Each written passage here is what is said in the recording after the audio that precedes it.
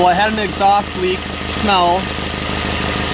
I replaced the gasket between the manifold and the turbo and started it up, and I got the same problem. It smells really bad. The only thing I can think of now is that the exhaust manifold itself is perhaps leaking. I hear a little bit of a dry air thud. You know, like maybe it isn't all buttoned up as tight as it could be.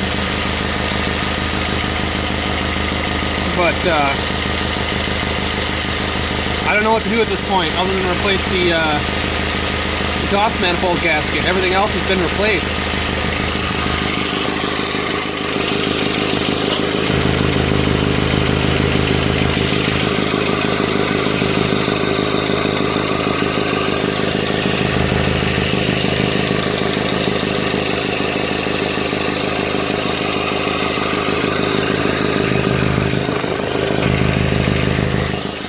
I don't have an exhaust leak detector. I don't know if you can get a carbon monoxide detector or what, but definitely has a really powerful smell of exhaust fumes right here, uncatalyzed exhaust.